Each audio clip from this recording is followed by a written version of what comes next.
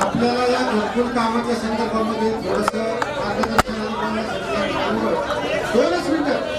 दोनच मिनिटं मी सगळ्या तुमच्या ज्या शंका आहेत त्या विषय असा आहे, 1000 घरकुल आपले जे मंजूर आहेत याला आपल्याला ज्या वेळेस नामदार विखे पाटील साहेब हे पालकमंत्री होते, आपले महसूल मंत्री होते, त्यांच्या कालावधीमध्ये आपल्याला हे घरकुल बांधकाम करण्यासाठी शेती महामंडळाच्या जागा ग्रामपंचायतीकडे देण्यात आल्या. याचा उत्तर शेती महामंडळाच्या नावावरून ग्रामपंचायतीच्या नावावरती झाला.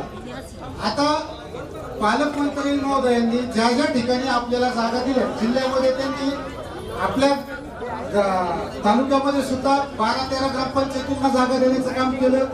नगरपालिकेला जागा दिली, राहता तालुक्यात पण जागा दिली. परंतु पालकमंत्री महोदयांनी आपल्याला असं सांगितलं की याची एक चांगली घरकुल कॉलनी झाली पाहिजे.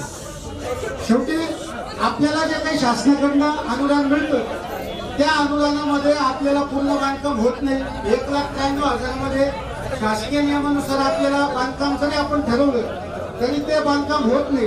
मग याला लाभार्थ्यांकडनं काही हिस्सा घ्या, शासनाचे पैसे त्याच्या खात्यामध्ये जातील. परंतु हे करत असताना पालकमंत्री महोदयांनी सूचना केल्या की याची झोपडपट्टी होणार नाही, याची चांगली कॉलनी होईल.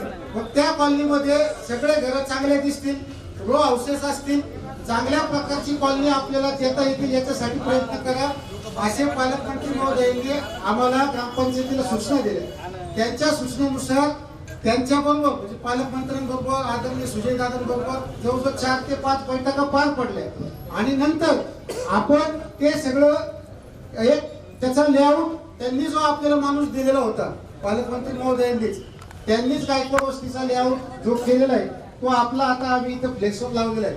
तो लेआउट तरी आता याच्यामध्ये अजून भरत शेठ जसं आपली ग्रामपंचायतीच्या मासिक मीटिंग मध्ये चर्चा झाली त्या पद्धतीनं हा लेआउट मध्ये आपल्याला अजूनही चर्चा करायला व्हावे.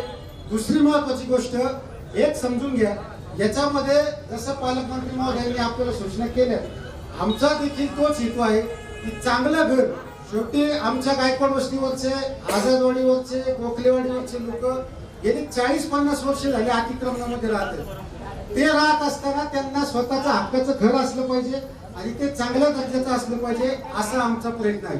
आता याला शासकीय नियमानुसार आपण 500 स्क्वेअर फीट जागा देणार आहोत. आज आपण जर जागेची किंमत बघितली, शेजारीच आपल्या राजकर नगर आहे, त्या राजकर नगर मध्ये साधारण 25 ते 30 लाख रुपये गुंठ्याचा दर आहे. अर्धा गुंठा जागा म्हणजे साधारण 10 ते 15 लाख रुपयांची जागा ग्रामपंचायत शासनाच्या मदतीने आपल्याला देणार आहे. त्याच्यामध्ये आपण शासनाच्या नियमाप्रमाणे बांधकाम करणार. आता आमची जी काही कल्पना आहे साधारण आम्ही असं ठरवलेलं आहे, हा लेआउट गायकवाड वस्तीचा आहे, अजून रामगडचा लेआउट येणं बाकी आहे. पहिले आम्ही दत्तनगरची स्कीम बघून आलो होतो. दत्तनगर वाल्यांनी जे काही केलं होतं त्यांनी शेजारी बांधलं होतं.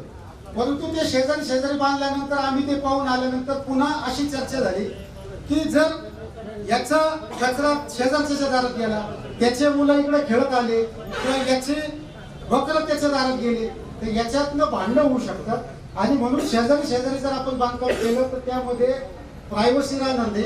आपण त्याला रो हाऊस सारखं बांधून दिलं पाहिजे. आणि मग आमच्या डोक्यातली जी काही संकल्पना आहे ती ही अशा घरकुलाची आहे.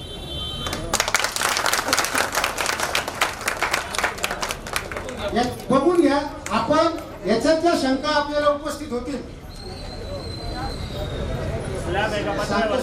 पाटील सगळं सांगतो आयशूभाई हे बघून घेऊ आपण.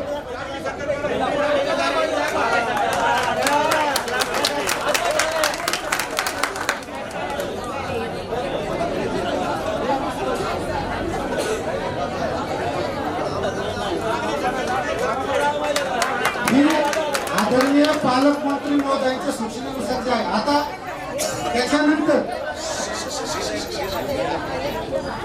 आपल्याला जे काही शासकीय नियमानुसार जे बांधकाम करायचं एक मिनिट सगळं सांगतो आज आपण त्याच शासकीय नियमानुसार आपल्याला जे काही बांधकाम करायचंय त्याला साधारण आपण आपलं हे जे काही आहे मग आपण आपल्या गावामध्ये जे काही काम करतात अजून काही लोकांना बोलवायचंय, काही लोकांना आपण बोलवलंय. कैलास भूमी तुम्हाला पण फोन केला होता पण तुम्ही काय आले नाही. परंतु आदरणीय विक्रमजी कुरे, आदरणीय अनिसभाई मिर्झा, आदरणीय युसुफभाई शेख, आदरणीय विजय कुमावर, आदरणीय आप्पा महाले, आदरणीय इब्राहिमभाई आणि आदरणीय हितेश बोरुडे यांना मी स्वतः सरपंचांच्या सूचनेनुसार बोलून घेतलं. आपल्याला जे काही घरकुलाचं बांधकाम लागतं मग त्याच्यामध्ये आपण पाईल्स घेणार आहोत. ते पाईल्स कसे घ्यायचे, आता पाईल्स काय घ्यायचे तर काही ठिकाणी 10 फुटाच्या पुढं मुरू नये, काही ठिकाणी 4 फुटावर देखील मुरू नये, काही ठिकाणी 7 फुटावर मुरू नये. ह्या सगळ्यांची चर्चा केल्यानंतर त्यांनी पण आम्हाला तेच सुचवलं. आमची ज्यांच्याशी चर्चा झाली त्यांनी पण तेच सांगितलं की तुम्ही पाईल्सच घ्या. ते पाईल्स घेतले तरच तुम्हाला जो ठेकेदार काम करणार आहे त्याला ते परवडेल आणि एकसारखं होईल. त्यानंतर सिमेंट किती लागणार आहे, पाईल्स आपण किती इंची घेणार आहात, मुरुम किती लागणार आहे, त्याच्यासाठी जे आपल्याला खाली पीसीसी करायची त्याचं काय कॉस्टिंग असणार आहे, वर्षी आपण कुठली घेणार आहात. बांधकाम हे एसी ब्लॉक मध्ये म्हणजे जो पांढरा ब्लॉक असतो 6 इंचचा त्याच्यामध्ये, आणि त्या दिवशी तुम्ही जी शंका काढली आता ती आमची चर्चा झाली, त्याला कुठलाही प्रॉब्लेम नाही असं सगळ्यांनी सांगितलं. तरी देखील 6 इंची पांढरा जो ब्लॉक असतो सिमेंटचा तो आणि 6 इंची वीड बांधकाम याचं देखील आम्ही कोटेशन द्यायला लावलेलं आहे. त्याच्यानंतर पत्रा जो कोटिंगचा वापरणार आहोत तो कुठला वापरणार आहे त्याचंही कोटेशन द्यायला लागलंय. एखादा जर आम्हाला म्हटलं तर मला स्लॅबचं पाहिजे तर त्या स्लॅबचं देखील आम्ही कोटेशन घेणार आहोत. दरवाजा खिडकी ग्रिल त्याचं देखील आपण कोटेशन मागवलेलं आहे. टॉयलेटचं भांड, आता त्या टॉयलेटवर आपण जरी एखाद्याने म्हटलं की माझी परिस्थिती नाही मला पत्र्याचं घर द्या, ते जरी असलं तरी आपण जे काही शौचालय आहे त्या शौचालयावरती कंपल्सरी आपण स्लॅब टाकणार आहोत. त्याचं कारण असं आहे की आपल्याला उद्या जी पाण्याची टाकी आहे त्या घराची ती त्या स्लॅबवरती चढवावं लागणार आहे. आणि जे भाऊसाहेबांनी 15,000 तुम्हाला सांगितले की जे सोलर साठी 15,000 येणार आहे त्या सोलर पॅनल सुद्धा आपल्याला त्या स्लॅबवरती ठेवता येणार आहे. म्हणून आपण जरी तुम्ही पत्र्याचं घर घेतलं किंवा स्लॅबचं घेतलं दोन्ही याला आपण शौचालय ब्लॉक जो आहे तो कंपल्सरी त्याच्यावरती आपण स्लॅबच घेणार आहोत. त्यानंतर सेफ्टी टँक आणि कलर, आता हे जे आयटम आपण पकडलेले आहेत आपण ह्या 6-7 लोकांशी बोललो आज आणि काल आपली महिला ग्रामसभा होती त्याच्यामुळं आज मला किंवा सरपंचांना कोणाशी बोलता आलेलं नाही.